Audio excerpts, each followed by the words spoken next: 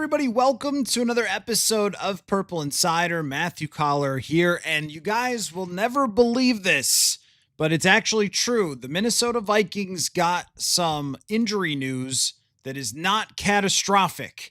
Now, it's not perfect, but it's also not the worst case scenario for Brian O'Neill, who Ian Rappaport reported today has a sprained MCL, and he is going to be out for several weeks. It's called week to week. When you think about it, how the upcoming schedule works out, you have this week, play the Cleveland Browns. Next week, you've got a bye week, and then come back and play the Philadelphia Eagles. And after that, the Los Angeles Chargers. So in a best case scenario for Brian O'Neill, possibly could return coming out of the bye week. And when a guy goes down like that and he's pretty quickly ruled out, and then you hear anything ending with CL, you start to think, could this be another long-term type of injury, maybe season ending or something like that? But the Vikings will have to survive against a very good Cleveland Browns defensive line without Brian O'Neill. So not the best case. It wasn't just a little bruise and he's going to come back, and the Vikings will have to probably manage something like this to get him back on the field as soon as possible. But also, anytime you have an injury that keeps you out for a few weeks like that, you wonder about the longer term within the season. But if it's an MCL, it's 2-3 weeks, maybe 4, then you're not losing Brian O'Neill for the season. That's maybe the best injury news that they could have asked for after Brian O'Neill goes out in that game the way that he did. But now the offensive line for this week is going to be Michael Juergens and Blake Brandel and Brian O'Neill, and it's still going to be a pretty rough ride against Myles Garrett and crew for the Cleveland Browns.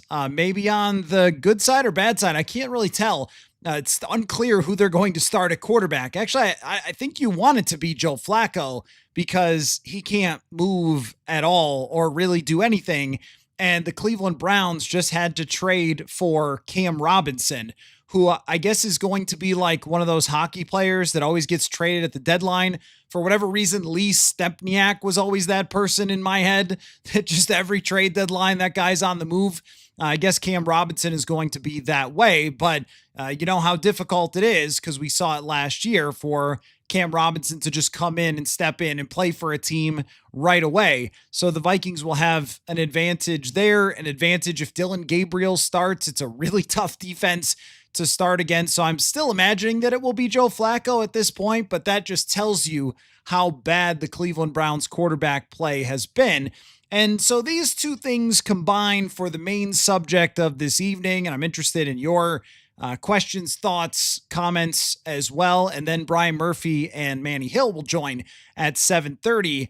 But after yesterday, when you look at the results and then you get the Brian O'Neill news, knowing Donovan Jackson is likely to come back after the bye, knowing that maybe Aaron Jones, maybe Blake Cashman, that those guys have a chance also to return after the bye week. So yesterday after the game, I wouldn't take back a word. I think that every criticism for what happened in that game was valid. Every concern, every thought about what this season could become when you see the number of sacks. The top 2 quarterbacks in the NFL right now in pressure to sack ratio in a bad way are Carson Wentz and JJ McCarthy. That's not good for them. The offensive line that is still going to have to be patchworked more likely than not with Ryan Kelly. There's no way that he could just come back in a couple of weeks. So you're going to end up dealing likely long-term with a backup center, still a rookie left guard. Christian Darrisaw, I think, showed some signs of rust on Sunday. And then the way that they struggled to stop the run, the way that Aaron Rodgers picked them apart, all those things, they all deserve to get high rankings for concern or to hover your hand over the panic meter, all of the stuff that happened against the Pittsburgh Steelers. The fact that, yes, they lost by 3, but did they really lose by 3 when they had about a 4% chance to win the game late in the third quarter? That's usually how we kind of look at those one-score games, right? Was it real or was it a whooping? Or was it, kind of much closer than you actually thought? Or what? Like, we should evaluate them all as their own games. And that was more of a whooping that the Steelers mismanaged the end of the game and let the Vikings back in it and hang around and put up a bunch of yards. But we all saw what happened. And when you look at the bigger accumulation of everything with the entire season, 3 bad quarters against the Bears, 4 bad quarters against the Falcons, a strange, funny game that is crazy with Isaiah Rodgers against a beleaguered Cincinnati team that just lost its quarterback who was playing Jake Browning. And that's the only time you've looked like any sort of team that we expected the Minnesota Vikings to look like. And I remember writing that after the Bengals game. It's like, yeah, that's the one. That's the team that we thought the Vikings were going to be. And then they flipped back right back to who they had been against the Atlanta Falcons.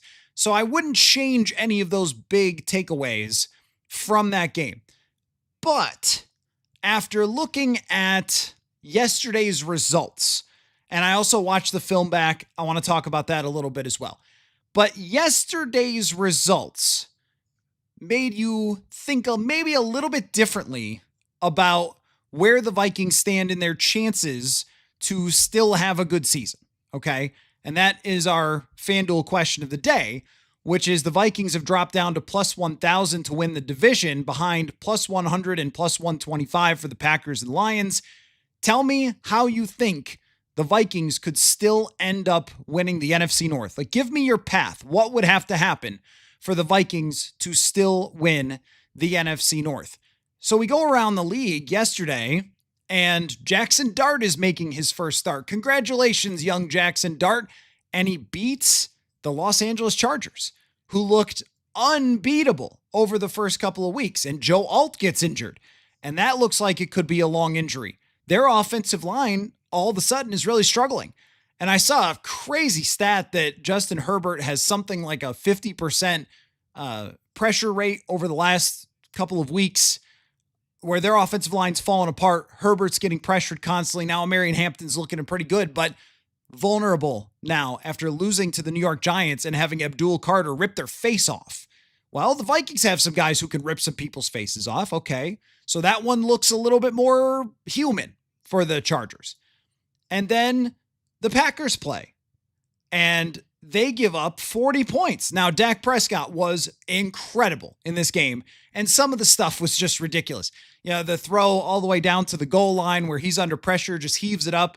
I saw Micah Parsons had 10 pressures, and they still gave up 40 points, which some of you said, and it was probably true, that just because you get one pass rusher doesn't mean you have great coverage players, and they've got a couple guys injured, and there's some vulnerability there with the Green Bay Packers, who 2-3 weeks ago looked pretty much invincible.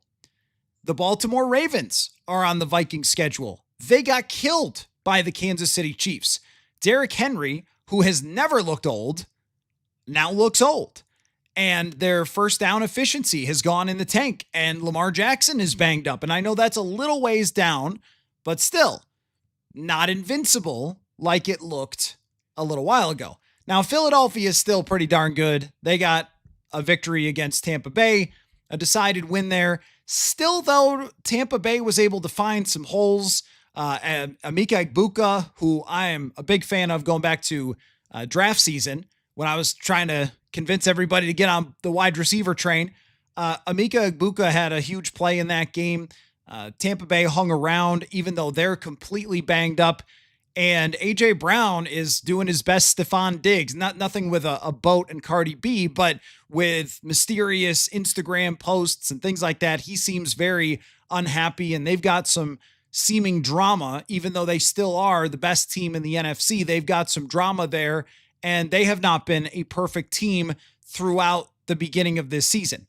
So if you're trying to take a deep breath from where you were after the game yesterday, which was probably the top of your skull blowing off and flames coming out, which was some of my post game as well. So I'm not saying that was just you. I think that those results gave you at least some indication that the rest of the NFC is still pretty flawed. Now, the Vikings have to show signs of being a team that can beat them if they're flawed. that can beat Philadelphia if A.J. Brown, I don't know, picks up Jalen Hurts and throws him into the stands at halftime, are you still going to beat them? Because the Atlanta Falcons didn't play the best offensive game ever against the Vikings and still found a way to beat them. And Pittsburgh said, here's a swing gate door wide open to you coming back in the game, still didn't find a way to beat them. The only team he did it to was Chicago. And on the other side of that coin, Detroit now looks great. Chicago now looks much more dangerous. They've had two pretty, easy opponents to beat defensively with the Raiders and the Cowboys, but Caleb Williams does look better and he is playing better. So it's not like this vaunted schedule that we've been talking about is all of a sudden, oh, it's just a bunch of easy teams and off they go. They'll get back on track and they'll start winning and it'll be fine. But I will say that it's not quite the same level that it looked a short time ago, even when we started playing football on Sunday morning. And then we're talking about the Chargers and the Packers and all these teams as being like, there's no way to beat them. This team can't possibly do it. And now it looks, in the light of day, a little bit better. So maybe some good news along those lines for the Brian O'Neill thing. And then the way that things played out. And a lot of teams in the NFC look pretty flawed.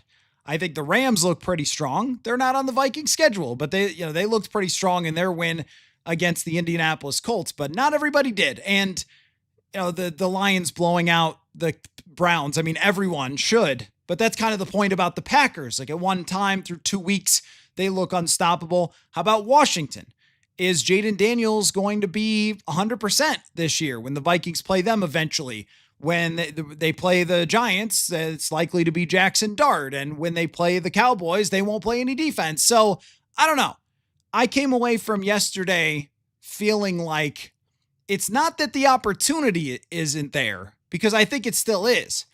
It's really the execution, which gets me to, and then I'll get to your comments, watching back the tape. There were a lot of times on the tape where I thought, oh man, I don't know what Pittsburgh was even doing defensively. They left Justin Jefferson open a bunch of times. That was part of his big day. They were just playing these deep zones and letting Jefferson run in between them, and Wentz was finding him, and there were some good moments there. The run blocking was totally discombobulated, as you might have expected live, and then they couldn't really stick with it because they got down in the game. But I think it'll improve probably a little bit this week. Again, tough team to run against, but it will improve a little bit with just the guys getting to practice together. I thought that having new bodies in there being thrown in there really cost them their ability to run and, of course, pass protect as well. But one of the things that comes up all the time that I think really drives me crazy is when people talk about play calling, because it's this big, giant thing, play calling. You have your third down plays. You got your first down plays. You got your scripted plays. You got how you adjust to what the defense is doing to you, how you call plays late in a game, late in a half. And so when people say KOC's a bad play caller, I'm like, okay, wait a minute. That would be like saying that a good NBA player who averages 25 points a game, just being like, he's bad. Well, like, we've got a lot of evidence statistically that he's good, but that doesn't mean he's perfect, right? So if you have like DeMar DeRozan is always a great example for this, right? Like a really good scorer, but he's kind of a mid-range scorer and maybe not the most efficient guy, but still he makes all-star games and he's good, but he's not perfect. There's only a handful of players in the history of the game who you would say are pretty much flawless in basketball. And otherwise, we could talk about, well, this is where their strengths are. This is where their weaknesses are. I think with Kevin O'Connell, we all know that at the end of halves and at the end of games, he's called a lot of really darn good plays and got a lot of very confident quarterback play, right? I think we can also say that when the opening script is executed properly, it usually works. And these last 2 weeks, it's worked. And Carson Wentz totally needed to throw the football, and Will Fries needed to not get illegally downfield. Otherwise, the opening script would have worked. But there are some things that, after watching the game, I would just kind of raise the eyebrows at. That's always the test, right? I have these significant eyebrows. And when I raise them, that means that I'm not going crazy over it, but I just maybe need to understand better. And there are several third down sacks in this game where Carson Wentz takes the snap in empty with nobody in the backfield helping him. And when the pressure gets to him, he's looking at all vertical routes, all downfield routes. And I think this has been a common criticism from fans that's correct.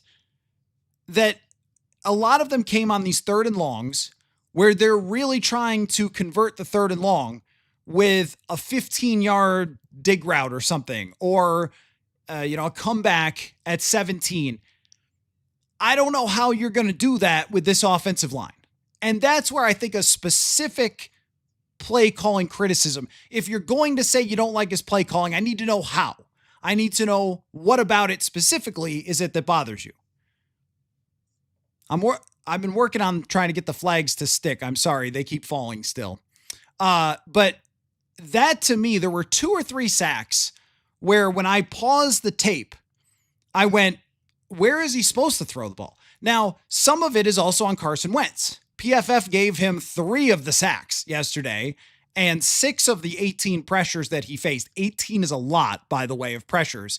And even 12 otherwise is a lot and says a lot about where they're at offensive line-wise.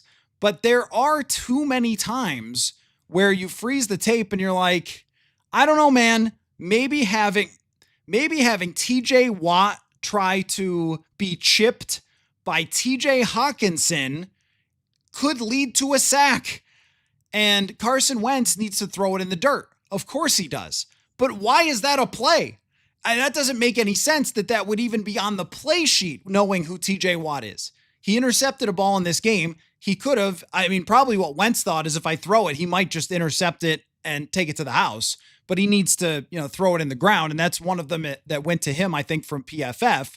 There's another one where Jalen Naylor has great room on Carson Wentz's left side, and he's running like a dig route that's probably 15 yards looking on third and long. And that seems to be the main read. And if Wentz drops back, hits the back foot, throws with amazing anticipation, and puts it into an exact spot, yeah, he's probably going to get it. But, I don't even know if Kirk makes that throw. I think maybe Josh Allen makes that throw. But aside from that, you're just asking a lot. And there were times with J.J. McCarthy in his first couple games where I thought the same thing. You're asking a lot. And there weren't many options at times in the middle of the field on these third and longs. And so it's not that the play wasn't there. If TJ Watt gets chipped effectively by TJ Hawkinson, well, he's going to catch a ball and he's going to get 10 yards. But what were the chances that he was going to be able to chip TJ Watt? 2%? If TJ Watt got something in his eye before the play, I wear contacts. You know how that is, contact wearers. You get something in your eye, you're like, I can't do anything. So it's not 0%, but it's certainly not a very high percentage chance. And I think that would be my biggest criticism of some of the play calling. Now, they also get Jordan Addison wide open for an 80-yard touchdown. They also are able to come back in the game and have a chance and all that sort of stuff. It's not that there weren't chances there. They needed Will Fries to not get a penalty. They needed TJ Hawkinson to catch a ball that was behind him. It's Carson Wentz at quarterback. It's not going to be perfect, probably. His sharpness for accuracy has not been ideal in the first couple of weeks. You needed somebody to make a play. You needed also a ball not to get tipped for an interception.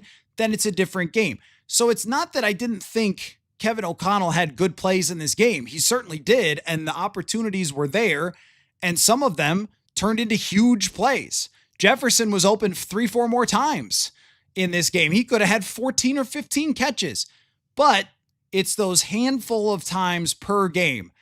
And I think that this probably goes for most play callers in the NFL when you watch every single game, is you start to get some of these tendencies and you go, come on, man, you can't run 4 guys down the field when your offensive line is getting throttled on third and long. Like this is and I respect that they try to convert these third downs and long, that they're aggressive and they don't just have the Alex Smith thing where they check it down. But when I was checking some numbers today, over Kevin O'Connell's time here, the Vikings are fifth worst in the NFL in yards lost to sack. Fifth worst.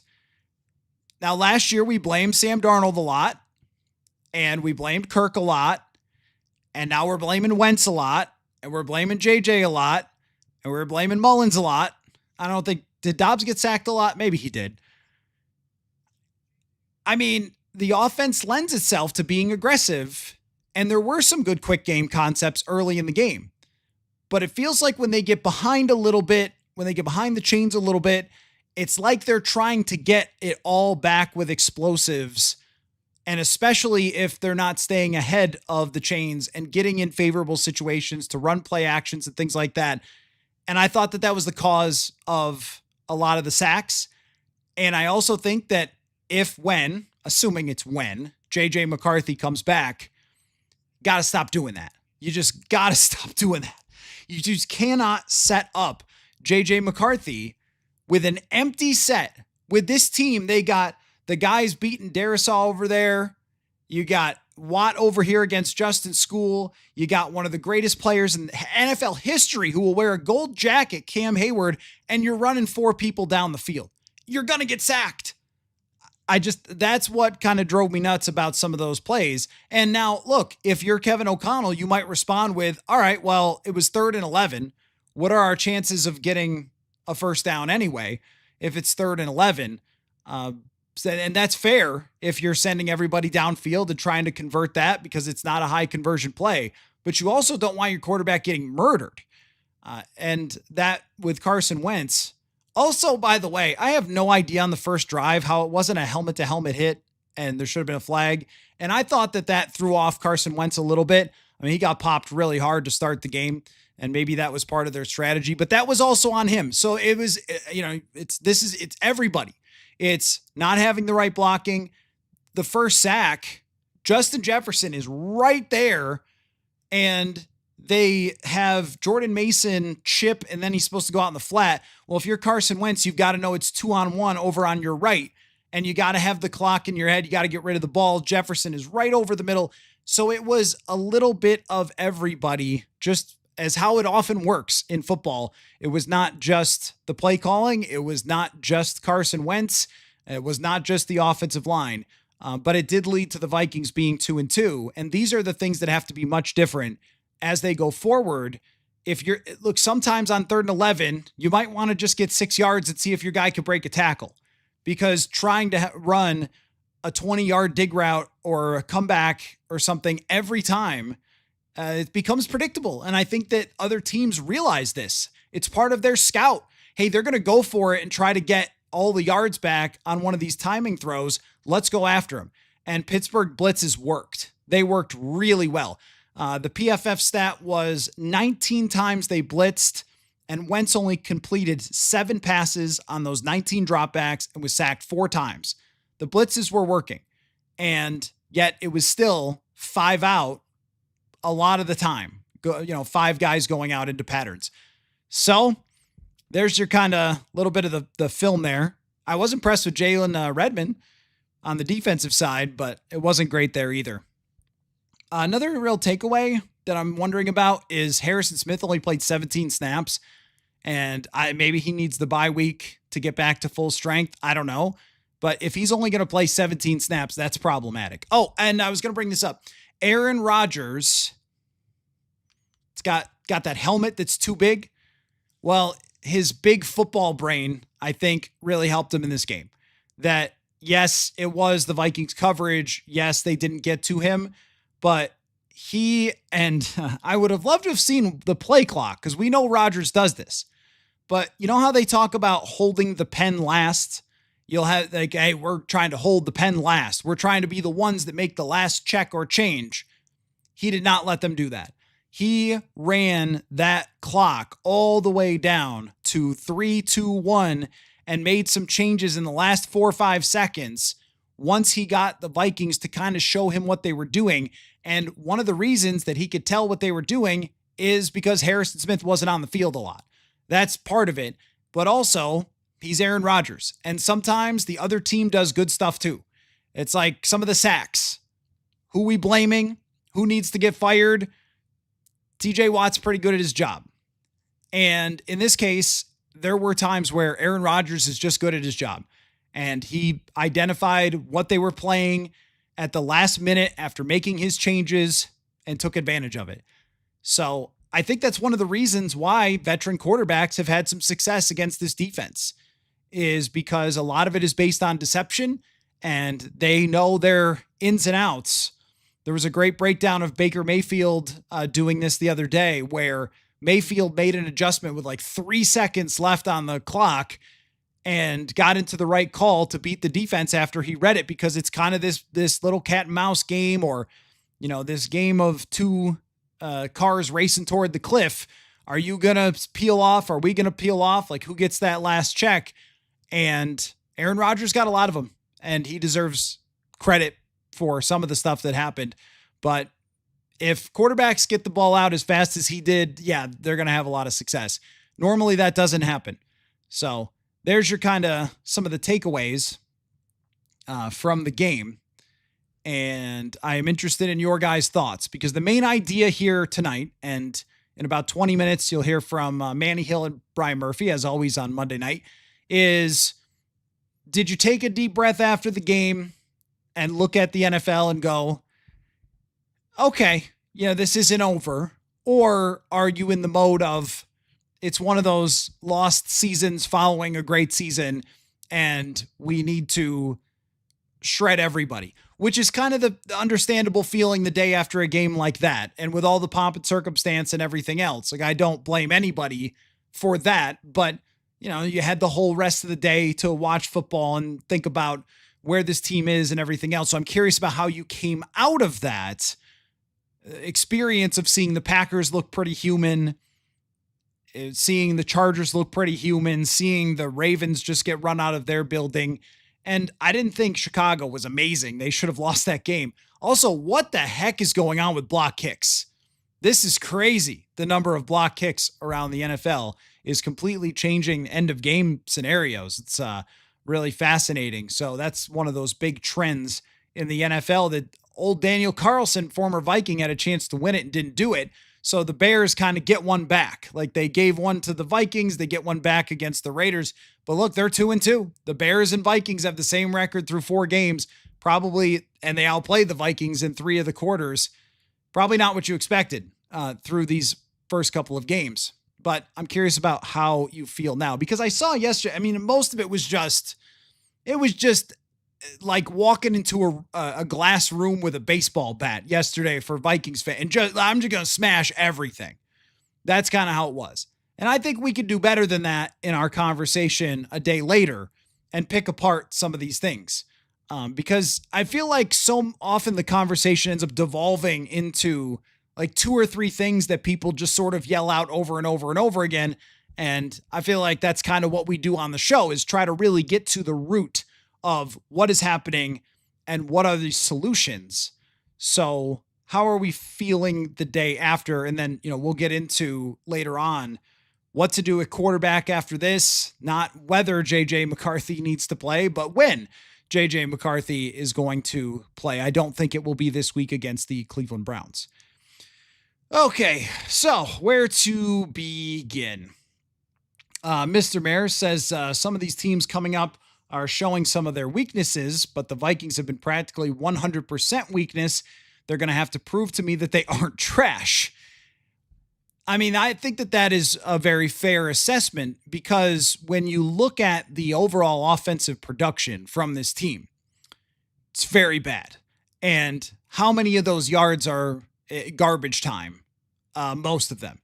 And how many of the yards against Cincinnati are garbage time? You're up so fast with the 2 defensive touchdowns that even though the ball was moved extremely well by Carson Wentz and Jordan Mason, you're still playing up with just free points starting out against the Bengals. So that was a lot easier environment to play in when your defense scores 2 points. And that's one of the things that I fundamentally think about all the time, is how much an offense impacts a defense, how much a defense impacts an offense, and the situation you're playing in. Even with, Rodgers, I saw one of you pointed out that he only had 120 yards outside of the 80-yard catch, which is how everything in football works, by the way. Outside of that amazing play for a touchdown, he wasn't that great. That's true. Outside of the 4 sacks, a pass rusher rushed 40 other times and didn't get to our quarterback. So what difference does it make? But they controlled the game in a lot of ways with that short passing because they didn't force Rodgers into a situation where he had to press on offense. They did not. If you get up 10 points in a game against Rodgers, look at what happened against the Jets last year.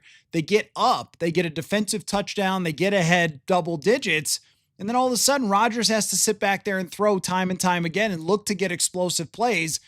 That impacted Wentz. Getting down early in the game by double digits, and then you feel like you've got to press and you've got to convert every third down, and you can't play a conservative type of run game and quick passing. You feel like we got to score, we got to go, and it changes a lot of things. So I think the offense has impacted the defense this year. That doesn't excuse what happened against Kenneth Gainwell, who will now, I guess, go down a little bit in Viking lore as the Kenneth Gainwell game where they could not stop this man that has been a career backup, and Jaylen Warren was not even playing, who's supposed to be their good running back. And it's not a good offensive line either, but they certainly played like it yesterday in the run game. So that's worrisome there, that if you can't stop Gainwell and that run game, are you going to be able to stop the other run games that are coming up that have these super talented running backs? Derrick Henry doesn't look great right now, but we've certainly seen him be great in the past. Saquon Barkley, Omarion Hampton, these guys, Jahmyr Gibbs, are coming up real soon. In fact, that's kind of the schedule, but not in the right order. Like there's a lot of stuff there that has nothing to do with the offense, but the fact that the offense has not converted third down at all, that is given up way too many sacks, way too much pressure, and has only occasionally run the ball effectively and consistently with Jordan Mason and stuck to the run with Jordan Mason. They did it against Cincinnati, but they needed to be up 30 points in order to do it.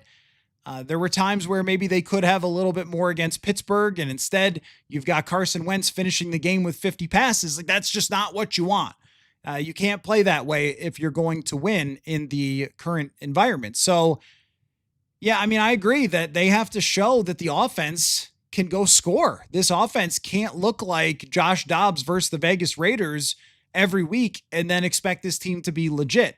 Now, Addison coming back was an impact, and he dropped a ball or two that needed to be caught, and Jefferson had a big day, but it feels like, you have that, but then Hawkinson has a tough day, and Naylor doesn't contribute at all, and they just have not had everybody click all at once very often.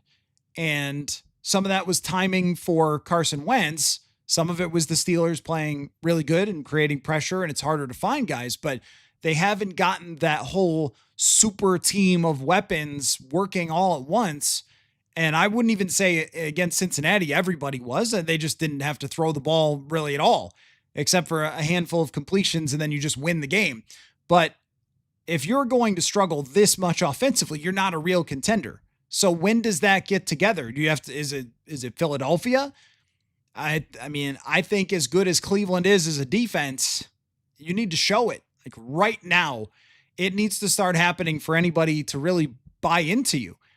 Because if you're going to have this many injuries up front, if you're not going to be able to run consistently, as has been the case for a really long time, and then you're going to have these sacks and these third down and longs and all that sort of stuff, like that's just not going to work. It's not going to work to create a consistent offense. So I think that that's a fair assessment, is you're going to have to show that, because the signs have not been there yet so far. Adrian says, what are your thoughts on a Chris Cooper firing with the super chat? Thank you very much, Adrian. Oh, I want to be reminded, yesterday on the post game, I was not looking at the comment section for obvious reasons. I wanted to focus on what I was saying.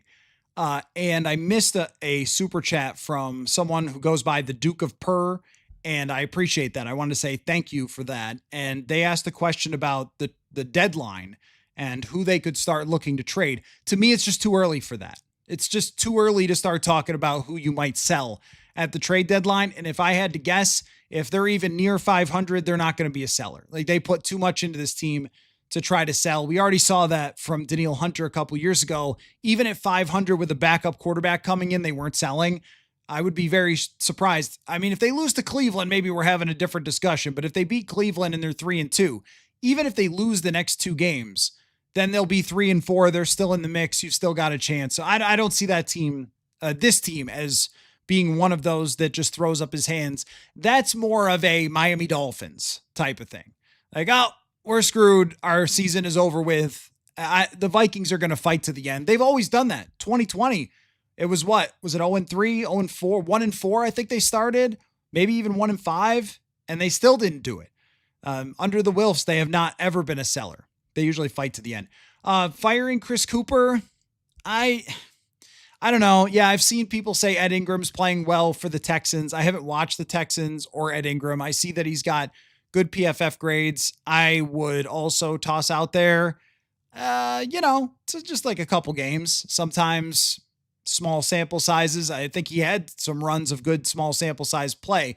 There was a great Garrett Bradbury run that happened even last year where Bradbury was top 10 through like half the season and still finished at the bottom. So I wouldn't declare that as, wow, you need to fire the O-line coach. Here's what I think. It's hard to be a Minnesota Vikings offensive lineman. That's what I think.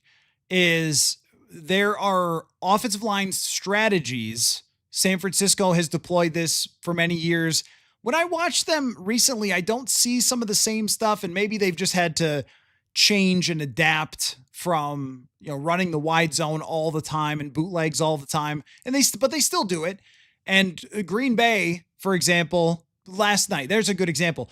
A lot of play actions, a lot of bootlegs for Jordan Love. Their offensive line's getting pretty killed, and he's getting hit a lot. He's having to scramble, but they're helping a little bit by getting him away from the rush and changing the launching point. Some of the stuff that Kevin Stefanski used to do for Kirk Cousins, they're doing that.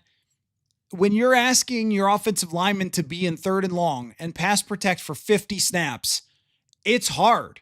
And they've done that a lot during KOC's time here, where you're asking Garrett Bradbury to face off with Kenny Clark 40 dropbacks. That's just not easy to do. You're not staying ahead of the sticks there. In 2019, they had Josh Klein. I forget, Remmers was probably gone. I forget who was playing right guard in 19, but it wasn't an all-star group. And yet they had a lot of running success that year. They did a lot of play action stuff. Kirk didn't get sacked that often. There are ways around it that they don't deploy. And this has always been my thought about somebody like Jared Goff. Sean McVay moved on from Jared Goff because he couldn't do everything he wanted to do with Goff in there. But he probably could had they pass protected for Goff, because when they did, he was great. And when Detroit does, Goff is great. And when they don't, he's not. Matthew Stafford is more of a guy who, it doesn't matter how many times he gets hit, he's still going to just be Matthew Stafford. We know that about him. That's even been statistically proven, by the way, that he's like the best quarterback in the league after getting hit. So they could do that. But when they won the Super Bowl in 2021, they had the top ranked PFF pass blocking grade. And it was Big Andrew Whitworth at left tackle. That's why Darisaw is so important, as was pointed out to me a number of times. But Darisaw is very important, and he didn't have a great game yesterday. And I think he's still working back to it, but that's why that's a big deal. It's why this injury to Brian O'Neill, even if it's short term, is a big deal, because there's a lot of straight drop back and there's a lot of deep developing routes, and you're just asking your line to do a lot, because what opposing teams are doing, and you saw this a ton for Pittsburgh, they're sending dudes from all over. You saw Patrick Queen. He's lining up right over. He's mugging on the blitz that sacks Carson Wentz on the opening drive. They kind of hang around for a half a tick and then go. And that's something you're seeing all the time. There's a thing called the coffee house blitz, where a guy will kind of turn and then he'll go like he's dropping back in coverage, and then the quarterback loses eyes on him thinking that he's back in coverage. There's stuff that these teams are doing. They mugged up, which means where you're lining up the linebackers over the guards, kind of in the A gaps. Well, you saw it from Zimmer that entire time. They did that all the time. They were doing that on first down. So I think it's a big challenge there. Everyone who I've ever asked about Chris Cooper really likes him and likes the way that he's coached these guys. And I don't think anybody can coach a group where you're supposed to have a super team of offensive linemen and they never play together. There's nobody who can do that. So I think it's been a lot more personnel. And then the challenges that KOC's offense creates, that's why they spent so much on it. That's why they got Donovan Jackson. That's why they paid Christian Darrisaw. That's why they've extended Brian O'Neill. That's why they went and got Will Fries. But if they're not out there, and that's with Ryan Kelly, then I think that's where KOC has to make a big change when that happens. And I didn't feel like he did that yesterday. So I don't think and that's what I mean about like going into the glass house and just smashing everything, which is what I feel like a lot of you have kind of done. We don't have to just fire everybody. Like they're 2-2. They're not 0-4. If this team was 0-4, I would probably, whoever you put in the chat box to fire, I'd be like, yes, but they're not. So we don't have to quite go that far yet. But I think that there is things that have transpired in these first few games that I've thought KOC either needs to, he's actually done some of the short game the last 2 games and then kind of got away from it. He either needs to adapt that a little bit in certain situations. I still think being aggressive is smart. You don't get an 80-yard Jordan Addison touchdown by sending him on a button hook for 4 yards. Okay, so they get the benefit of this a lot. The same with Jefferson. He had 22-yard gain, 29-yard gain. Last week, I think it was a 36-yarder. Like these things happen by being aggressive, these big plays. That philosophy is there. But when you lose offensive linemen, I do think you need to look elsewhere at times on the play sheet. But what ends up happening is it's, fire the GM, fire the coach, we can talk about this in better ways than just saying everyone should be fired. Lenny says season could quickly spiral downward with the schedule we have. So 2-2 through the easiest part of our schedule isn't good. Well, that's kind of my point about not really knowing what you're going to be looking at when you actually get to these teams. So Philadelphia is obviously very strong. The Chargers, it does change the math on the Chargers with Joe Alt out. That guy is unbelievable, and he's not playing. I don't know. That sounds like a serious injury if he'll be back by the time they face the Vikings. And they got murdered by the Giants D-line. That's very similar to the Vikings. So I think that the schedule looks not quite as daunting after yesterday with the way that some of the things have played out.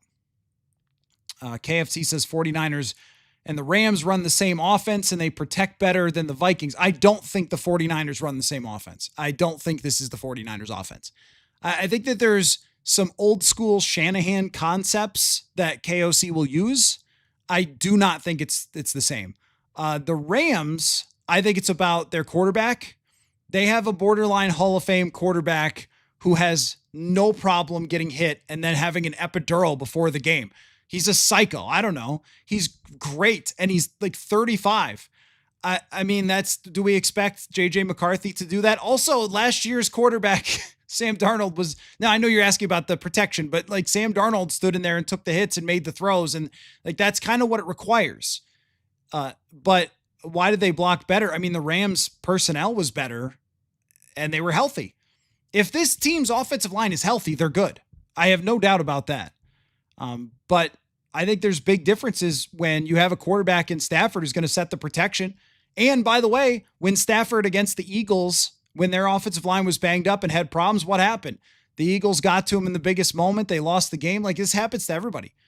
Freddie, why is Brian O'Neill on the field goal team? He has played 490 snaps on the field goal team in his career. 490.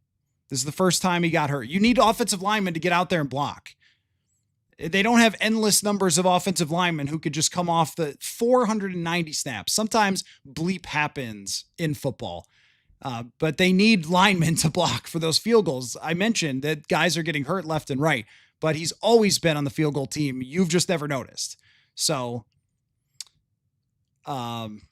blind shadow vortexes. We've given up 18 sacks in 4 games, the equivalent to 76.5 through 17 games. That's what I mean, man. If this continues to happen, then it doesn't matter what the upcoming schedule is. That's for sure. Adrian Cooper's been here for 4 years, 0 improvement. Well, first of all, I don't necessarily agree with that, because the first half of last year, where they had a fully healthy line, they were really good. They were averaging over 5 yards a carry.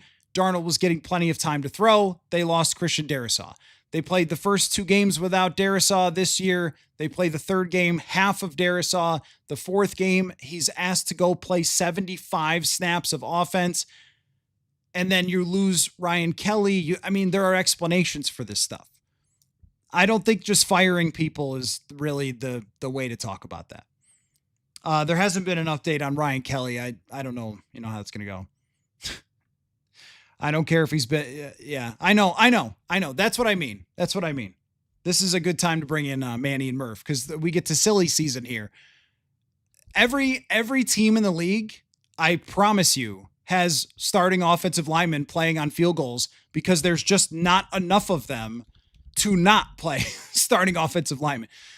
You can't just throw out every terrible player that you have and expect that that's going to, go well for you. So, I can look up other examples if we need that. It sounds like you kind of do need that to hear that other offensive linemen play.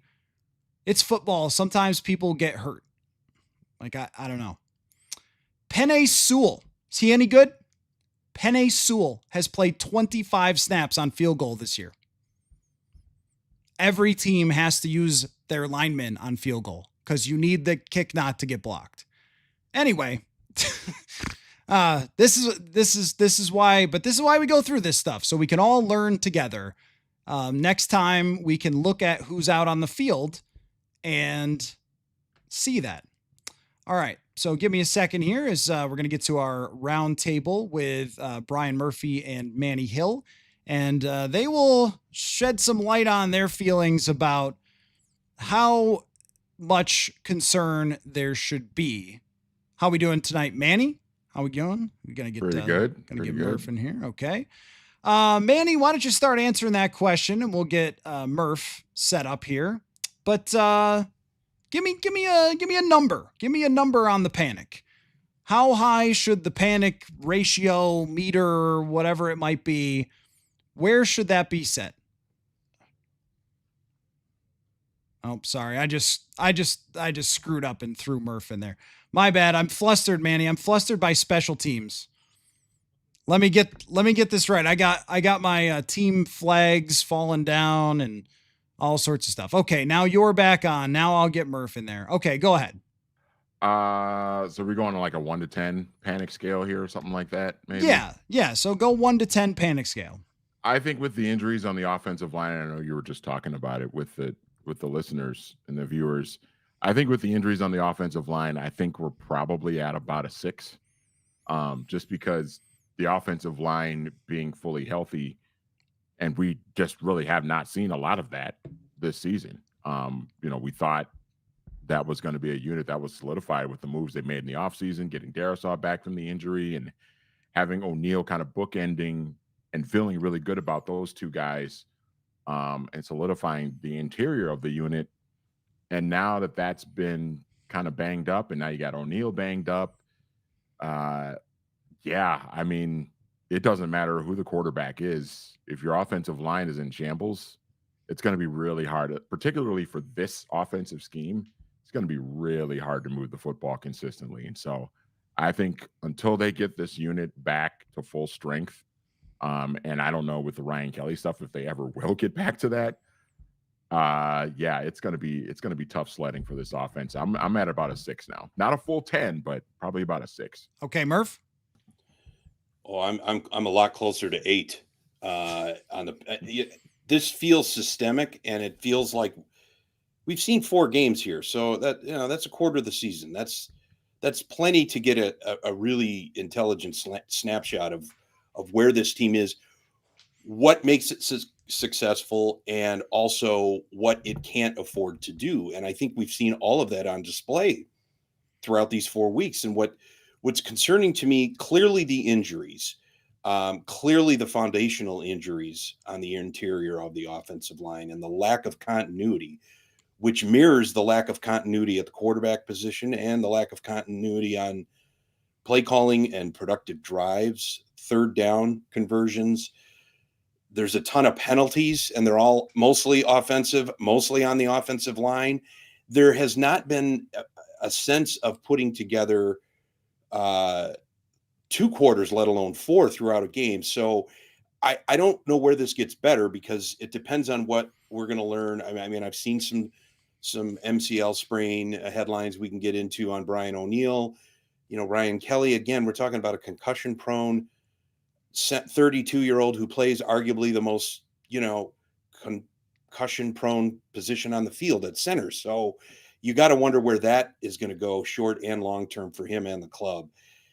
And again, we haven't resolved the quarterback conundrum that is only deepening kind of by the week because we have no idea what this offense is. So as Manny said, I'm not sure anybody back there yesterday would have been able to pull out a victory because of the protection issues. So where to begin? I would say an 8. Yeah, the protection issues along with when you get into third and long, it's the running problems too. I mean, because they were in third and long a lot because they couldn't run the football, which is not having Ryan Kelly. I thought Kelly struggled when he was in there, which may be connected to his injury.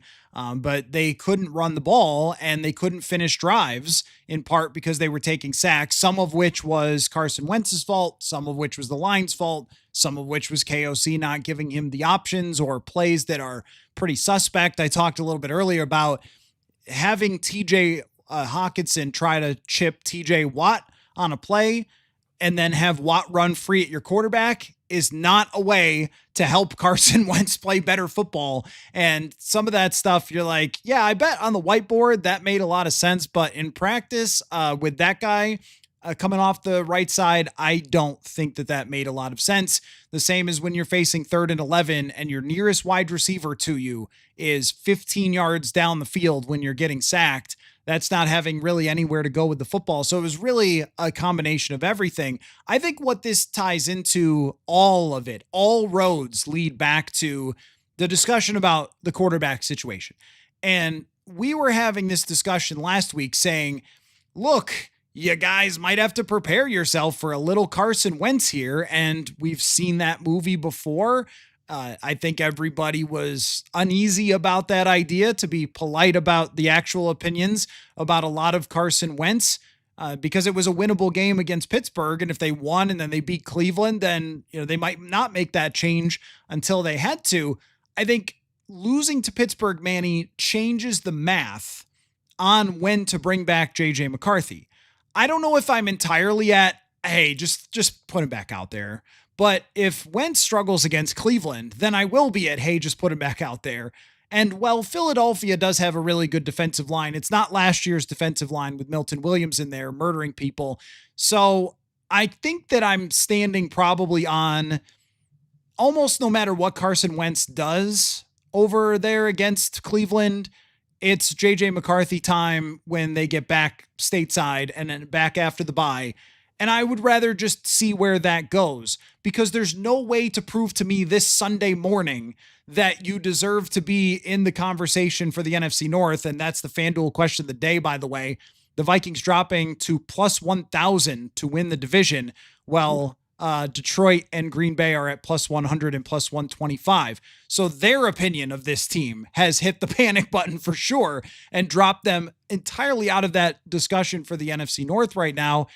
Even if they win 41-13 against Cleveland, I'm completely fine with McCarthy coming back and going from there, because I think we know that Carson Wentz is not going to have the magic fairy dust that we've seen in the past from the Case Keenum or the Sam Darnold. Yeah, no question about it. By the way, as you were talking, I was, to your point about offensive linemen playing special teams, very quickly looked up sorry to bring this up, Vikings fans, Gary Anderson's missed kick in 98 against Atlanta. Why would you? David Dixon, Randall McDaniel, Corey Stringer, and Todd Stussy were all out on the field on that field goal. Those are 4 of your 5 starting offensive linemen. So yeah, anyway, it's not a brand new thing. yeah, It's yeah. absolutely not a brand new thing. So, but It's like taking your catcher out when there's a bunt play. You don't want him to get hurt or something. I just looked up Philadelphia. Landon Dickerson, who's one of the best players in the league, has played on all of their field goals. So has their left tackle, who they pay like $30 million, Jordan Mailata. So yeah, every single team does this. Yep, it's not new. It's this is just a not bad college break. where you have like this is not college where you have like 15 offensive linemen because you got a roster of 120 guys. They're out there wearing Um, number 36 or something. Yeah, that's right. Yep. But yeah, to your point about bringing McCarthy back, yeah, I think it's especially bringing him back against Cleveland, I think would not be advisable just because that defensive front for the Browns is mean and nasty. And when you've got an offensive line that's banged up right now, I don't know if you want to throw the kid back out there in that sort of environment. But, I think getting him back against Philadelphia, coming off of a bye where you've got, some extra time to kind of prepare for the Eagles and get him back, get McCarthy back up to speed. If you have that opportunity to bring him back, then I think that's what you have to do. Because to your point, I think the landscape of this season has kind of changed. This is, if Carson Wentz had played really, really well yesterday against the Steelers, and I know he threw for 350 yards, but it didn't really feel like he played a great game. Unless he had been playing really well on some sort of Kurt Warner type of level, I don't see any reason why you wouldn't go back to McCarthy at this point, unless he just destroys the Browns defense next week. But I don't know. That defense is really good. I know the Lions got to him a bit yesterday, but that's a really well-oiled machine in Detroit offensively. And this is a neutral site. So unless Carson Wentz just comes back and has the game of his life next week, I think it makes a lot of sense to go back to McCarthy at this point, just because the landscape of the season now with the loss yesterday has really changed. Yeah, but the only thing for me is what's hard. And I just think that we know what Carson Wentz is, which is a good backup, by the way. Like my thought always was if you can have a backup that, I mean, he actually has matched up exactly with my 500 theory that I stole from John Clayton back in the day, that a good backup quarterback will get you to 500. It's only because we're here that we think, oh, a backup quarterback's in NFC Championship. Like we're the only place on earth that thinks that. But okay, he's gone 1-1. And the concept is that your season doesn't end with a backup quarterback. And if he could go 2-1 and they go back to JJ McCarthy, then this is sort of what the plan was of having Carson Wentz, which is that you could get to a 2-1 record if you miss JJ McCarthy for 3 games. And then you're like, great job, Carson Wentz. What a signing by Kevin O'Connell in the front office to get a backup quarterback. Because I'll tell you, Sam Howell was not winning. Well, he might have won the Cincinnati game, but he's not winning too many games as the backup He couldn't win the training camp job. How's he going to win against Cincinnati? Right. That's right. But I think that the concern is not rooted so much in that. It's really just what is it going to look like when JJ McCarthy returns? And that, Murph, as you talk about your panic meter being very high, mine would be less rooted in how JJ McCarthy looked and more how the environment has looked, how they dealt with the Atlanta Falcons blitzes, how they set up the offense for JJ McCarthy, how they haven't run the ball effectively except for in the Cincinnati game. They do get Addison back here, but Hockenson has not looked like himself, and he didn't connect much with JJ McCarthy. Like there's a lot of things that have not clicked in the way we expected them for when he comes back. And I think that if you're going to win games with McCarthy or Wentz or Sam Howell or Max Brosmer or Bubby Brister, whoever's in there, you're going to need those things working for you that you built the entire roots of your team around. Yes, that is all true. And I would not feel comfortable with JJ McCarthy behind yesterday's offensive line. I may not feel comfortable with JJ McCarthy or Carson Wentz behind the offensive line that's going to be patched together Sunday in London, or even stitched together coming out of the bye if they start, combing the waiver wires or cooking up a trade market. But here's the thing. There's really no way to hide somebody in the NFL. And if you're really trying to protect JJ McCarthy behind a weak offensive line and not wanting to throw him to the wolves, then why is he your NFL starting quarterback? Because this is the league we're in. And McCarthy's not going to play the Cleveland Browns in the playoffs. He's not going to play the Cleveland Browns to get into the playoffs. He's going to play the Detroits. He's going to play the Green Bays. He's going to have to go through the Chargers. He's going to have to go through Baltimore, Philadelphia. You kind of want to know what you have in this kid. Throw to the Wolves, yes. You threw him to the Wolves in March. That's already been done. And what we've seen out of the first 2 weeks is a very incomplete picture, an alarming picture, but a very incomplete picture. I think I know where Carson Wentz's ceiling is. I have no idea where J.J. McCarthy's is. And considering whatever Wentz ends up doing against Cleveland, whether he weathers that tenacious D and finds a way to put up some yards, I don't think you want to see him throwing 46 times again like they did yesterday, obviously in catch-up mode. He's not going to win you a drop-back game.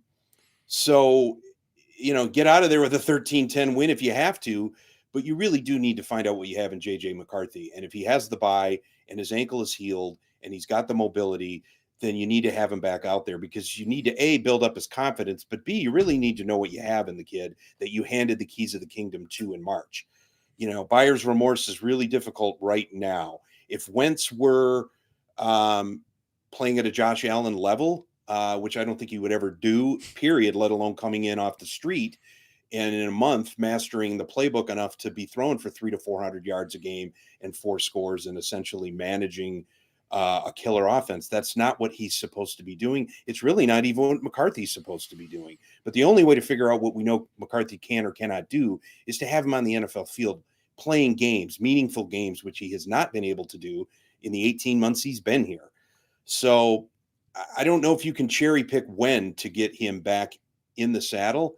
I don't think the NFL will allow you to do that. And the reality is you need to know what you have in him now. No, Murph, you make a good point, because trying to wait until the exact perfect time to have JJ McCarthy come back, there probably won't be one. I mean, if Ryan Kelly doesn't play the rest of this year, which would highly advise that he not, after having 2 concussions, but that's not ideal. They spent all summer forming this great bond, and then all of a sudden he's not in there.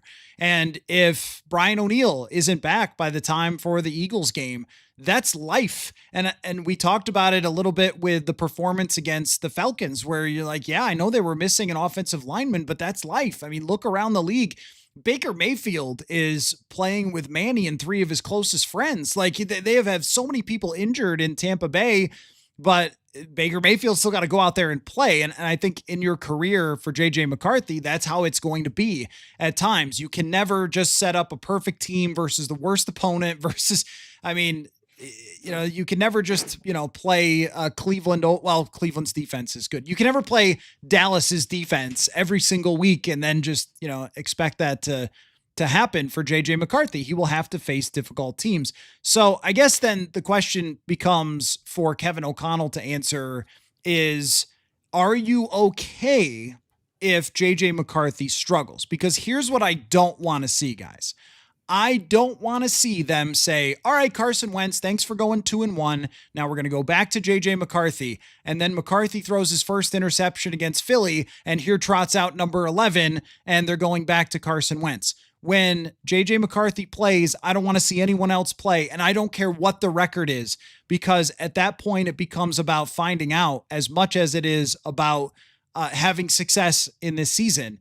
And you're going to have to work your way through it. So, I think we all agree that this injury that he suffered was a real injury. It wasn't a fake benching. Otherwise, he would have been the backup quarterback for this week. They wouldn't have had it be Max Brosmer. So, not to diss Max Brosmer, everyone. I like him as much as you do, but just saying, like, he would have been healthy.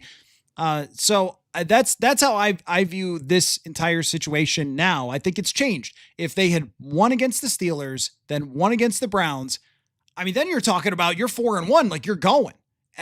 But that's just not what's going to end up happening, Manny.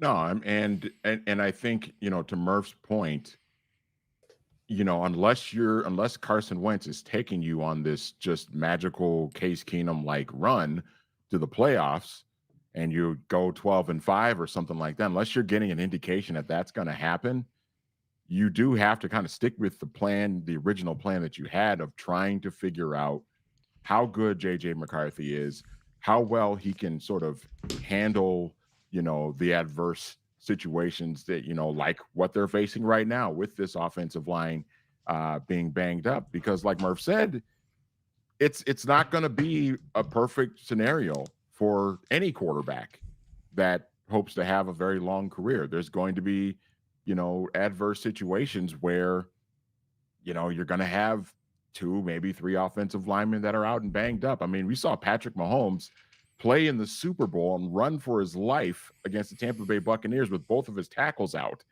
I mean, and that's arguably the greatest quarterback of all time going through that. And so, this is what the NFL is. And at some point, JJ McCarthy is going to have to, I think for us as observers, in addition to the Vikings, we have to kind of figure out how is he going to handle and manage these sort of non-ideal situations.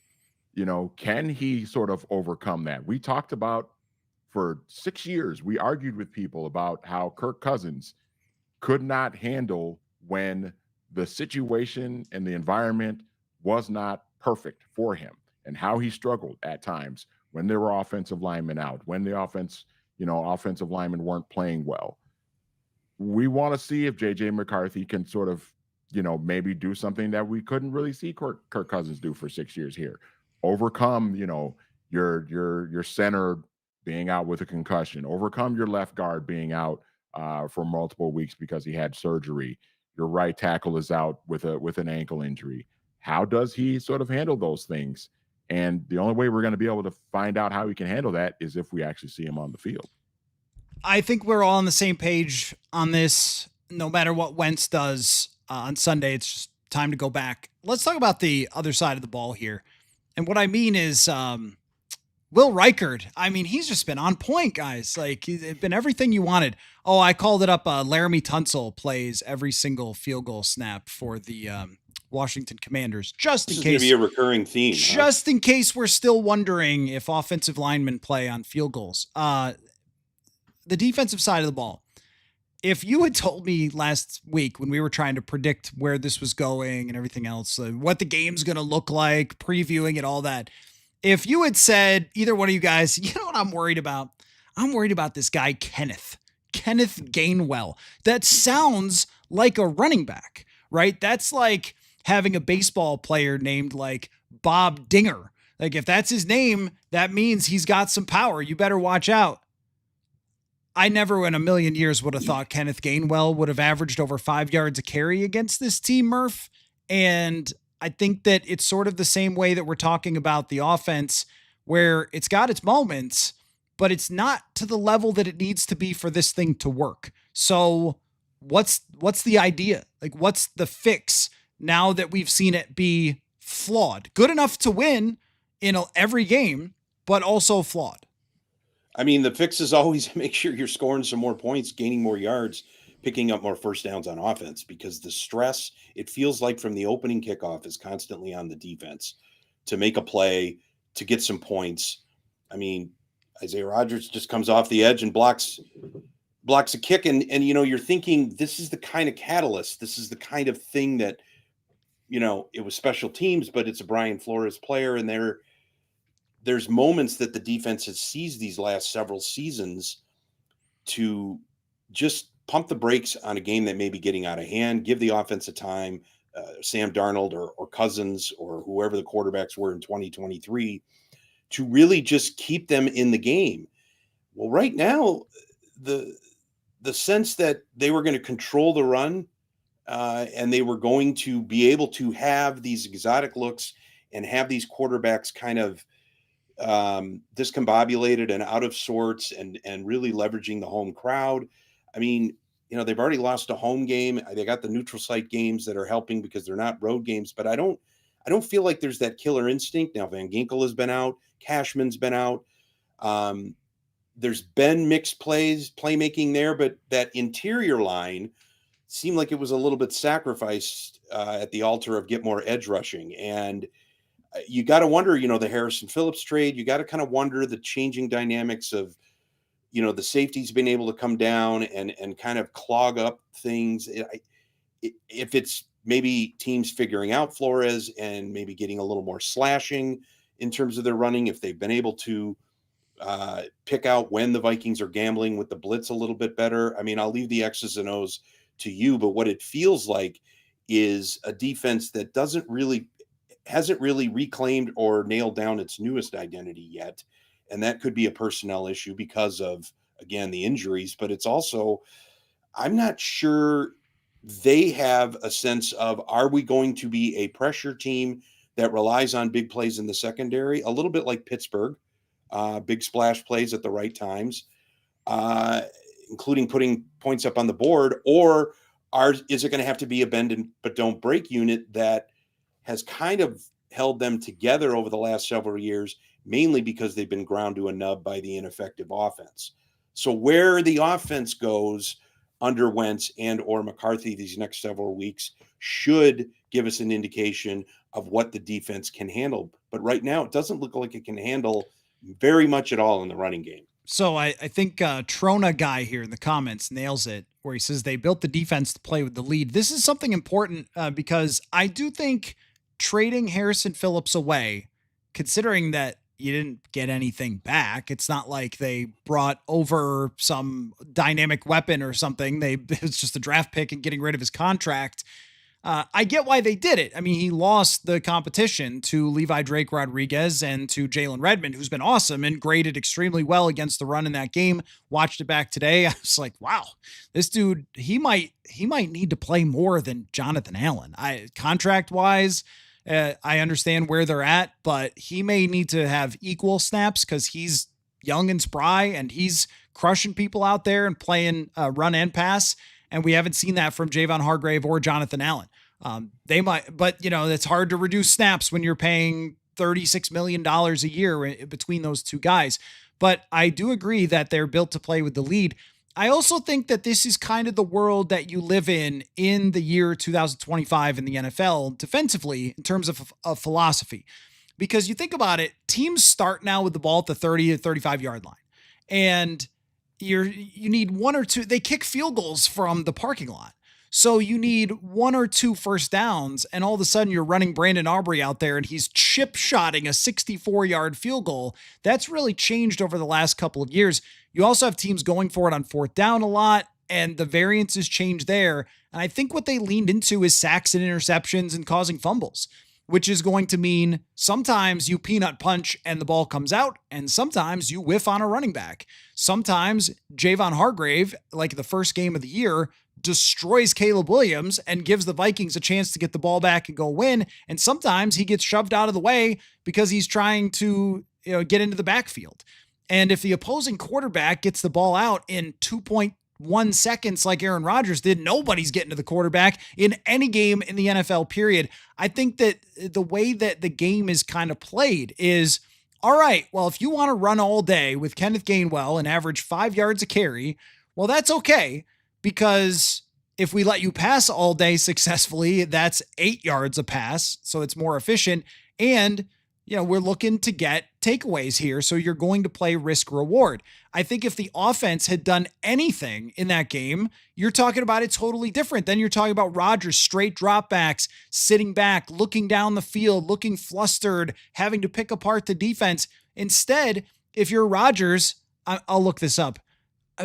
You complete a 3-yard pass, that's fine. A 5-yard pass, that's fine. We just got the ball and we're winning and it doesn't matter. And that's where I think, Manny, that this defense is probably fine overall. And especially when they get Cashman and Van Ginkel back, you just can't overstate, like, those are two phenomenal players that you're missing. But it was the philosophical way that they were put together was not to be down 24-6. Yeah. It's kind of like in baseball when you have, I kind of think it's kind of funny way to look at it, but it's kind of like the movie Major League with Pedro Serrano, big, massive home run hitter. You throw him a fastball down the middle of the plate, he's going to crush it into left field. You throw him a breaking ball, he's going to flail at it and look foolish. And that's kind of what we're seeing with this Vikings defense, where they're so good at getting after the quarterback. If that quarterback is sitting in the pocket for a little bit, and Hargrave and Allen are really good at applying pressure from the interior, But if you run the ball on them, this is kind of the trade-off. When you trade away one of your best run stoppers, this is what you kind of get stuck with. You get two defensive tackles who are really good at getting after the quarterback, and we saw this with their PFF grades last year. Neither one of them were very good against the run. And this is kind of the trade-off. And we talked about this in the offseason that, well, how are they going to do against the run? If teams decide to start running the football against them, how are they going to be able to handle that? And that was with Harrison Phillips still on the roster. Now that he's not there, you're really, really taking a risk. And that's why it's so imperative, because of the way this defense is built, it's so imperative for this offense to get off to fast starts, get points on the board. You move the ball down the field in your first or second possession, get in the end zone. It's like field goals are not enough. You got to get in the end zone your first two possessions. I mean, they did that against Cincinnati. They got touchdown in the first drive, and then they had to pick six from Rodgers. But they got to lead. That was the most important thing. They got to lead, and then those guys could just pin their ears back and get after Jake Browning because the Bengals were down and their running game wasn't working anyway. I think what was so disappointing about yesterday, though, was, Coller, we talked about this on Thursday about how the Steelers had struggled to run the football at this point of the season. And to see Kenneth Gainwell, who's kind of a journeyman backup running back, not, because Warren was their top guy and he was out, to see him go out and gash you for 5 yards a carry, that's disappointing, man. And I think that's why it's going to be so important now, like I said before, going forward, even against Cleveland, you got to find a way to get a lead early, and that's going to make it a lot easier for your defense. So run defense is such a funky thing because Adrian says can't win any playoff games if you can't stop the run. I was not shocked to see when I called up last year's who gave up the most yards rushing, and the Washington Commanders were third for giving up the most yards rushing, and the Rams gave up the 11th most, and they beat the Vikings. Maybe a little bit matchup based, but also I think that shows you how situational running success and running defense is, because there's no world where, and I know the Commanders got killed by the Eagles with their run defense, kind of their all defense at the end of the day. So did KC. That was unstoppable. But how did Washington beat Detroit? They got ahead in the game. And then Detroit could not stick with Jahmyr Gibbs. That's my point about you sort of sell out to the idea that you're going to be playing from ahead because you have a good offense. And I think more than Harrison Phillips being Pat Williams, I think it was that last year they were playing from ahead. They turned the ball over really well. Sam Darnold was amazing when it came to those opening scripts. And right away, you're ahead of the Giants. You're ahead of the 49ers. You're ahead of the Texans. You're ahead of the Packers. When were those teams going to run when you're leading them the whole time? In fact, San Francisco averaged 5 yards a carry with one Jordan Mason last year against them. It didn't mean anything because they were losing the whole game. So I think that says kind of a lot about that. I do want to get to some things elsewhere in the NFL because all Vikings fans had a chance to stew in their rage while watching other football games. And it was a heck of a slate and an unbelievable game deep into the night between Dallas and the Green Bay Packers. But I'm going to throw out a statement here. And I also want to just remind people of that FanDuel question of the day, which was the Vikings dropped to plus 1,000 to win the division. Tell me how you think the Vikings could still end up at the top of the NFC North, or do you think that that's just right, that they should be far behind Green Bay and Detroit? I'm going to make a statement. I want you guys to react. You can start with this, Murph. I think it's just too soon in the season, way too soon, to start saying they failed at this, they failed at that, they screwed up this and that when it comes to the front office. Because every single, I shouldn't even say game, I should say play that doesn't work out, it's that the GM messed up, the front office screwed up, they signed all the wrong players, they drafted all the wrong players, et cetera, et cetera, et cetera. And I'm not in a place yet after 4 weeks of 2-2 football to start saying, oh, I have the whole picture on this. Like I've seen enough, guys. I've seen enough. The offseason was a failure. The draft picks, Donovan Jackson looked kind of great, are a failure. Dallas Turner has had his moments, though. Why was Jordan Addison's pretty good. Jordan Addison's pretty good, but why Jalen Redmond, undrafted free agent, doesn't count. Why was Dallas Turner flagged after DK Metcalf grabbed his face mask and shook it around, and then he swiped at him? That twice they got flagged on that. Anyway, that's not the point. Well, they always get the retaliator, Yes. and the retaliator also usually looks like he's doing the most egregious thing.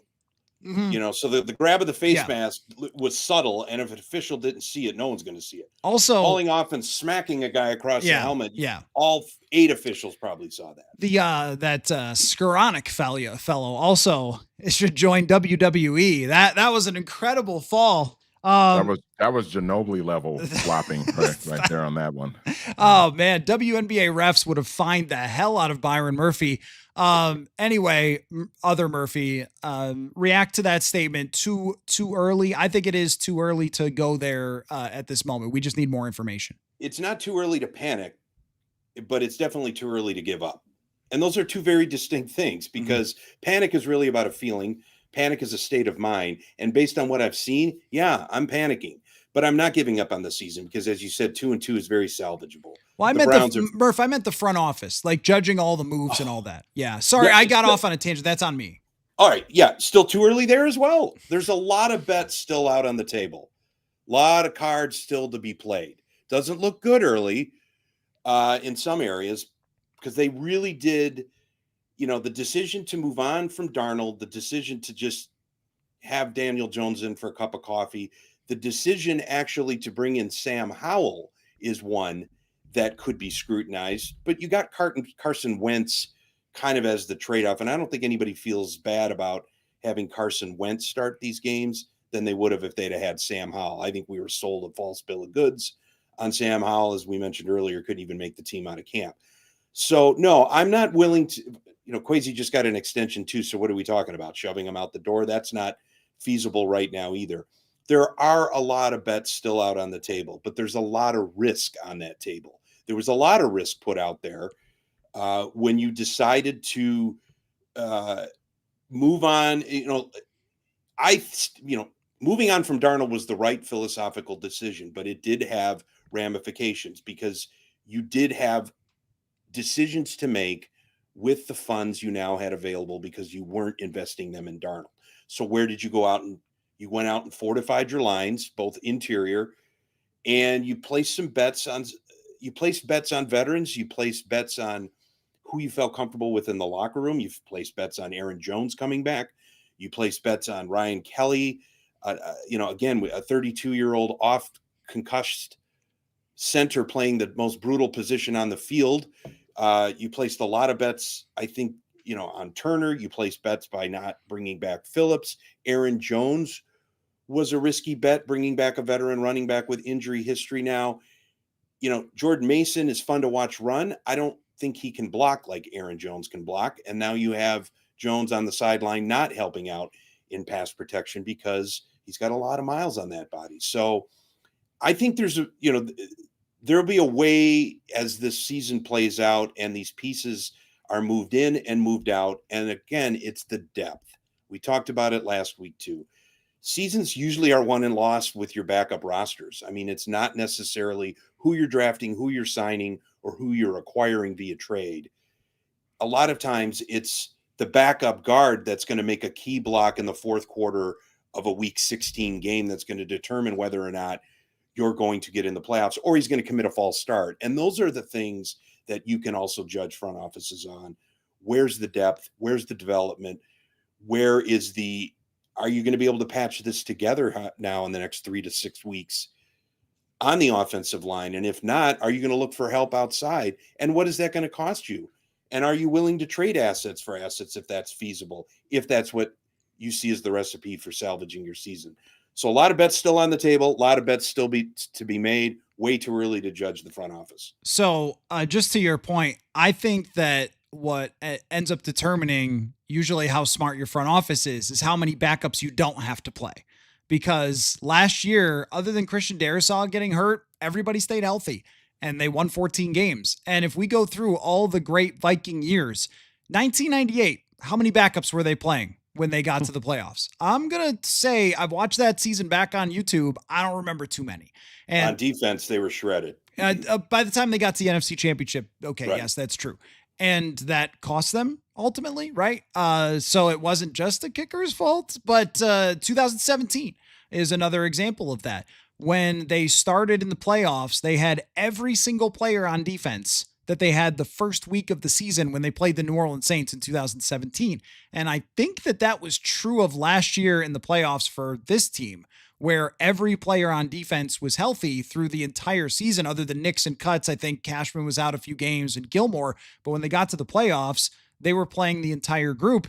This year has been one of those years. And there's always this, like, you have to explain because of our jobs, and we're part of the problem here.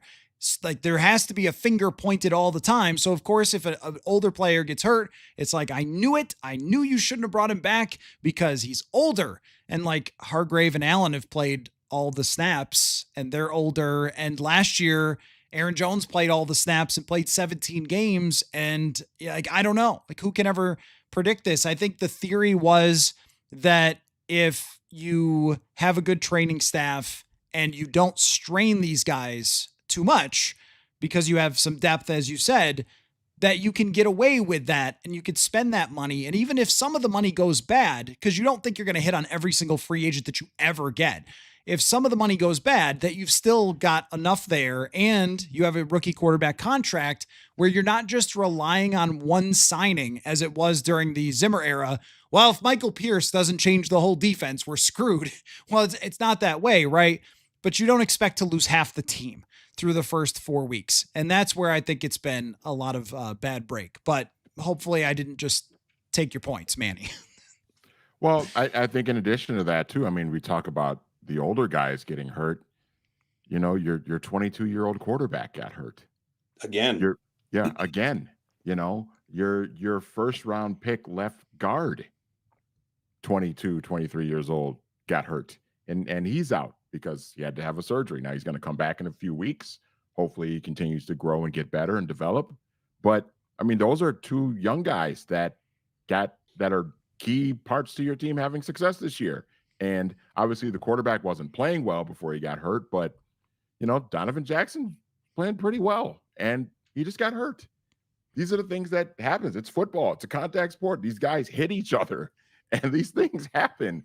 And sometimes when you have a season where you just get decimated by injuries and you just have to kind of deal with it and you have to try and survive. And I think that's ultimately, I think if you're Kevin O'Connell and you're Kwesi Adolfo-Mensah, you just have to hope, certainly over these next, handful of weeks, that your team can just survive and find a way to beat the Cleveland Browns next week. Obviously, that's the number one goal right now in the top focus. But you're going to have your bye week after that.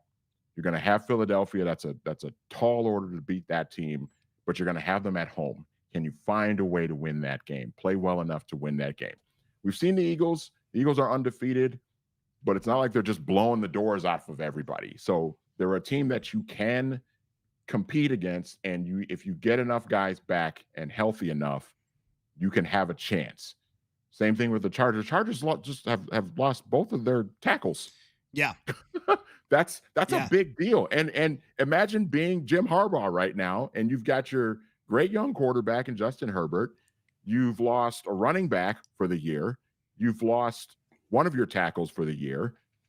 The other one, we'll see what happens with Joe Alt, but that's a big, big deal for them that they're going to be facing. And can you find a way to take advantage of that? They took advantage of Joe Burrow being out for 3 months a week ago. Yep. They beat the brakes off of the Cincinnati Bengals. That makes a difference. So I think right now you just have to try and survive over these next couple of weeks, try and win as many games as you can.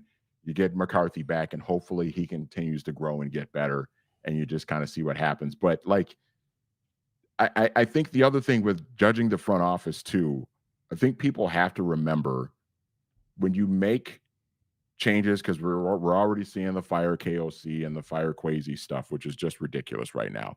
But I think you have to understand when you make those type of decisions, those are major, major, major decisions that can drastically change the landscape of where your organization is and where they're going.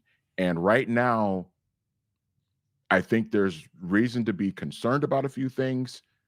But if you're blowing out your head coach and blowing out your general manager, you might be blowing out this whole thing and starting over completely. And I don't think it's time for that yet. It's way too early to even be thinking about doing that. Yeah, and I that's mean, where that's just where the overreaction, I thought. I mean, every single week it wouldn't be football if people didn't do it. I wouldn't have as many viewers if people didn't want to react like that. But some of that stuff is just a little crazy. Murph, give me a second. I just wanted to respond to sure. Mr. Mayor said Coller often makes it sound like UDFAs and a handful of late round successes make up for draft whiffs. Not sure I buy that. What if we had both? Well, it's kind of like the play calling. It's like, why didn't KC or KOC just call the good plays? Why didn't Kwesi just draft all the good players and hit on every single one of them? They had, going into this year, one of the best rosters in the NFL. That's not even just coming from me. Like, look at anybody's objective rankings. Mike Clay, go to his rankings. And if you have the previous regime, this is another thing that's sort of funny. It's like the previous regime drafted Josh Metellus. This regime developed him, but I guess it doesn't count. And it's like Jalen Redmond is not a draft pick. He's playing great and he's a young player, but I guess it doesn't count. I think that that's sort of my frustration about it. And when we talk about misses, well, we still don't know what Dallas Turner is. And what he has 11 quarterback pressures. That's 2 behind Rashawn Gary right now. Like, he's in the middle of that. And I think he's shown improvement. We don't know where he's going to be at. The biggest pick that they made that they'll ever make is JJ McCarthy. We don't know what that is. They've spent draft assets to get TJ Hawkinson, who was great. Then after the injury hasn't been the same.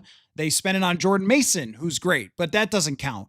Like, they went out and signed at unbelievably good contracts, Van Ginkel, Cashman, and Grenard, but that doesn't count. Like, it's just, I get sort of tired of this, like, acting like the draft and not hitting on some of the picks, especially from 2022, is just, see, they're a horrible front office. Like, I don't think that. And I do think that when you hit on late round picks, it's like, sorry, Laquan Treadwell didn't work out. Adam Thielen did. Let's talk about Laquan Treadwell. Just the guys who work out, you're like, oh, Addison, yeah, but whatever. Not whatever. He's one of the best receivers in the freaking NFL, but that doesn't count apparently. Like, this is where that conversation drives me crazy, because it looks like they've got a really, really good young left guard, really good wide receiver too. And they have a number of younger players who that they've started to develop who are taking key roles for them. Theo Jackson, Josh Metellus, guys like that. And it's like, but Theo Jackson, see, they didn't draft him. They got him off somebody else's practice squad. He doesn't count. It's like, I don't know, guys. Maybe we should just look at this roster and say 2 things. One, they needed good starting quarterback play. They haven't come close to it with JJ McCarthy and Carson Wentz. Number 2, half the roster's hurt. I don't know what to tell you. Sorry. Anyway, Murph, I had to get the rant out at least once, because I just get tired of every single bad quarter this team plays. 500,000 people have to scream that they missed on Lewisine. I don't care that they missed on Lewisine. Well, and even in the case of, let's go back to 2023, they get Mekhi Blackman in the 3rd round. He's a corner that shows another injury. He shows a lot of real promise. I was excited about him going into last year, and then he got hurt, and then he came back off of a major knee injury this camp this year, and he wasn't the same guy. He just wasn't the same guy. I mean, that's just an unfortunate situation, and you go back and you look at the rest of that draft until, just looking at it, until you get to Puka Nacua getting drafted in the 5th round by the Rams. Find me another guy that they could have taken that would have changed the landscape of this roster. I mean, that's the draft. Sometimes you take a guy and he shows promise, and then he gets hurt, and then it doesn't work out. There's not a whole lot you can do about that, except, if you do find somebody that's undrafted and he kind of makes up for that, that's a win. That's not a bad thing. And I didn't finish the sentence. I should have said, I don't care if they failed on Lewisine, if they found someone else, which that was the point. So anyway, they have a good roster. They should be much better than this. They should be much healthier than this. They're not. That's the bottom line. let's Can I talk. make one quick Yeah. point Oh, to sorry, tie all Murph. this Yeah, we've together? just been jumping over No, here. that's fine, because I just wanted for all the blowtorch them all, blowtorch the front office, blowtorch the sideline crowd out there. Just know two things. One, that's lazy. It's a cliche. It's not creative at all. They're not going to do that. It doesn't help your franchise to blow it up in week 4 in any case. I don't care what you're playing for. You're going to wait for the hot coordinator. You're going to wait for a new GM. It's not going to work. It's not going to play well. The other thing is the Wolves have fired 4 coaches. Only one has been in season. Brad Childress, when the 2010 season went off the rails. They're not going to do this kind of thing. They're not known for these, knee-jerk, chasing the popular vote kind of moves that a lot of franchises like Carolina and Tennessee and some of the, the Cardinals for years were like that, where they're just perpetually chasing the next headline. That's not how this organization operates, and it doesn't behoove them to do that. So anyway, I just how about we get to week 6 before you guys are relitigating the draft? How about actually, why don't we do that in March? I just get so exhausted of the draft stuff. Because it's not Just watch the games. well, That's what we're here for. I mean, I think no, I mean this show does high level front office stuff, and I get it. But Not in September, when every single game has to be, did you know they didn't draft successfully one time in 2022? And when an 80-yard catch is by Jordan Addison, I don't hear anything about how good that was. So I don't know. It's just like, whatever. They've only drafted like 20 players so far since they've been here. Levi Drake Rodriguez has a great game last week, doesn't have a great game this week. So Kwesi is a genius and then an idiot. Like, we could do this all day. The goal is to build a championship caliber roster, win healthy from top to bottom, with good quarterback play, with great play calling, with whatever. They put a thing together that could legitimately compete with every single team in the NFL. Like, that's the goal. And every team will have its bad drafts. And that's the whole point. It's not that I disagree and I think, oh, what are you guys talking about? They drafted Jay Ward. Like, I'm not gaslighting you. You're not wrong, but they also traded draft capital for a Pro Bowl tight end and a Pro Bowl caliber running back. And they traded draft capital to try to save their ass last year when they lost Darisaw. And like, this is how it goes. When you're in win now mode, like the things, you're also not drafting that high all the time. What was Donovan Jackson taken, like 25th or something? Anyway, not the point. The tie last night, guys. I just want feelings, reactions. Since we both cut off Murph like 4 times, Murph, why don't you begin with what happened in that circus in Jerry World last night? Yeah, it's easy to be cynical about the Cowboys and Jerry Jones and Netflix, and it's all about him and what's he doing with Parsons and all that.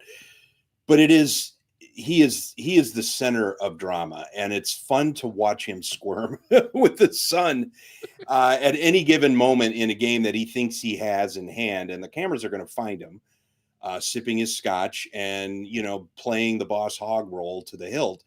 What I find interesting is that neither of these teams seem to know how to play defense. So how is that going to bode well for these matchups that the Vikings come up against these two teams down the road?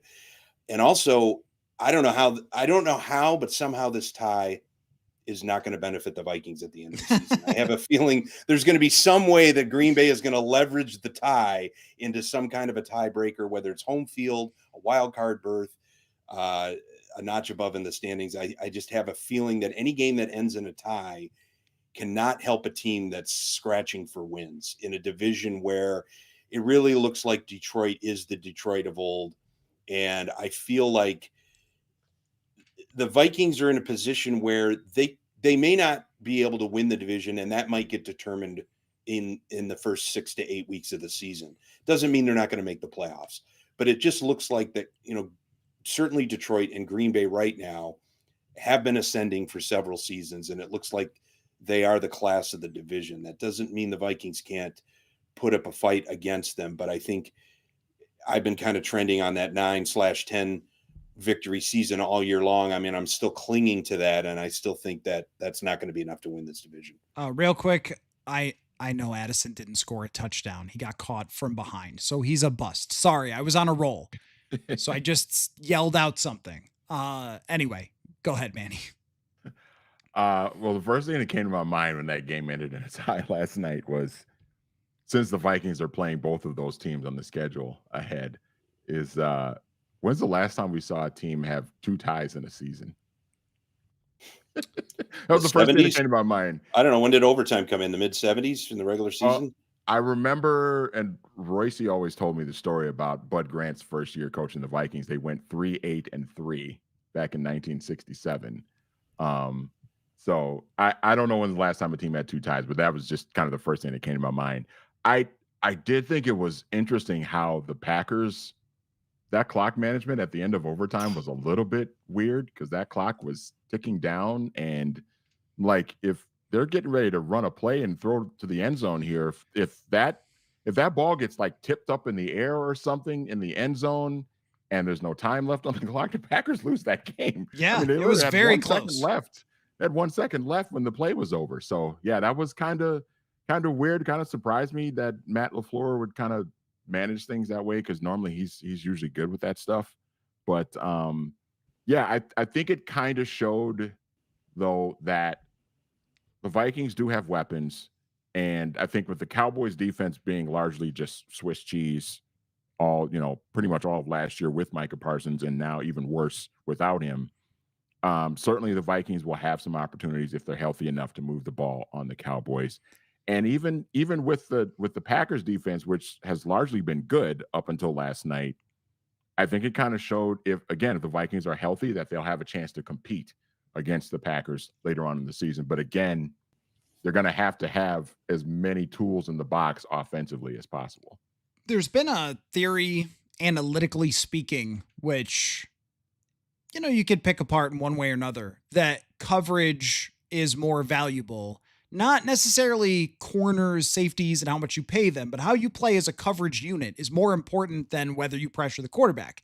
Now, of course, all quarterbacks are worse, and it helps the secondary and they play off each other. And this is it's not baseball where it's pitching and hitting and those two things are completely separate. But I think we saw that, though, because Dak Prescott was under pressure from Micah Parsons. He was great the entire time. And if there was one reason to have some skepticism about the Micah Parsons trade, it was, okay, well, who's in their secondary? And are they going to be able to still cover people, even if he is pressuring all the time? And now Dak Prescott was unreal.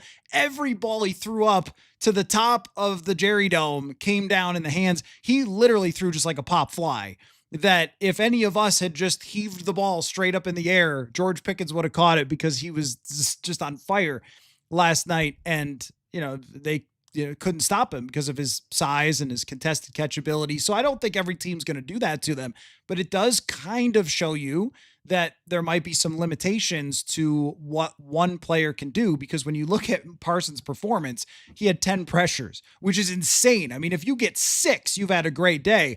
And he was amazing in the game, but there's only so much one guy can do. And so then the Packers feel a little bit vulnerable in that way. It's sort of like the Steelers, where they pressured Wentz all day, and yet Jefferson had catches of 29, 22, and the catch from Addison, like, they gave up big plays because their coverage was actually baffling how they covered sometimes in that game. And it just tells you can only pressure probably 30, 40% of the time, and you need to be able to cover. The Vikings have this same issue when the quarterback gets the ball out pretty quickly. Ties are what they are. If you're going to have both teams, though, touch the football, you might end up having this more, a guarantee to have both teams touch the football. I saw the Packers folks were melting over the way that Matt LaFleur handled that, and I thought it was deserved, which just kind of tells you, we all think highly of Matt LaFleur. We all think highly of Kyle Shanahan, and they blew a game yesterday against the Jags. We all think highly of McVay. He's blown games. It does happen. But I think they feel a lot more human. A lot of the teams that the Vikings are facing coming up, bottom line, feel a lot more human. Just wanted to also respond to Thomas, said the Vikings let a Pro Bowl quarterback go out the door so they could sign a bunch of aging, injury-prone players and start a glorified college handoff specialist at quarterback. Interesting, though, I didn't see Thomas in the comment section anytime this offseason declaring that this would all not work. But also they're 2-2. I do want to say this, though, that when we talk about that decision with Sam Darnold, because I saw a little bit of that, and I appreciate, as you guys know, Sam Darnold a ton for what he did last year. And I think he's just a really dang good quarterback who's going to probably, compete for a playoff spot this year. But it's not just Jonathan Allen, Javon Hargrave. It's a lot of other things. It's a Justin Jefferson extension. It's a Christian Darrisaw extension.